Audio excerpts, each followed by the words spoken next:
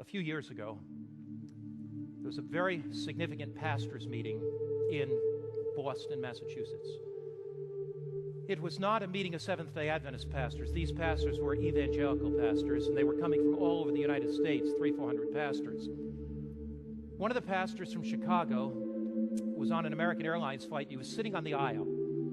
And as he was sitting on the aisle, there was nobody in the middle seat, and there was a man sitting at the window seat, and the plane took off, and this man, pastor, going to the pastors' meeting, sitting on the aisle, looked across, and he saw the man at the window praying. And he thought to himself, great, I've got a Christian seatmate, but I don't want to intimidate him too much and tell him I'm a pastor. So I'm so thankful that I have somebody that's a Christian. So he looked over, the man prayed for a while, and he prayed, and the pastor looked over and he said, you know, I'm just wondering, you must be a Christian. I saw you praying, and I'm a Christian too. And the man looked up with a very scowly-looking face, and he said, what are you talking about? I'm not a Christian. Are you so arrogant you only think Christians pray? Well, the pastor did not quite know what to say, and sometimes, you know, you put your foot in your mouth, you kind of say the wrong thing. So the pastor looked at him, he said, well, if you're not a Christian, who are you? What are you praying about? And the man said, I'm a Satanist. I'm a Satanist. And I've been praying. And I'll tell you what I'm praying about. You may not be aware of this, but there's a pastor's meeting in Boston. And the pastor said his heart began to beat, the hair on his head stood up, and the hair on his back of his neck stood up, and he said, there's a pastor's meeting in Boston.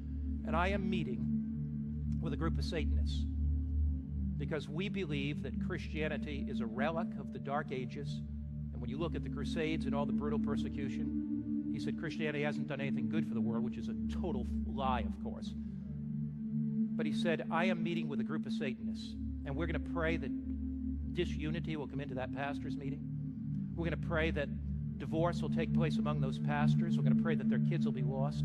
And I'm meeting with 300 to 400 Satanists.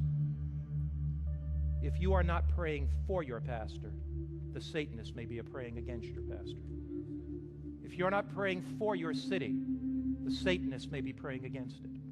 I was going to Melbourne, Australia to hold an evangelistic meeting. I met with a group of Adventist pastors, and I told them this story.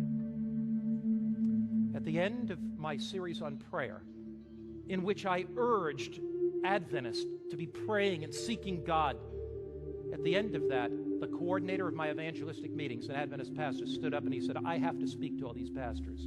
He said, my wife was on a train the other day here in Melbourne, Australia. It was noon. She looked, saw somebody praying. And she said, oh, you must be a Christian. She said, the lady looked up and said, I'm not a Christian at all. At 12 o'clock, every day in Melbourne, the Satanists covenant to meet together to pray that Satan will have victory in this city. My brother, my sister, do you know Jesus Christ? Are you on your knees praying every single day? Maybe you've turned into this broadcast and you're looking for something deeper in your own spiritual life. Maybe you have had a superficial Christian experience.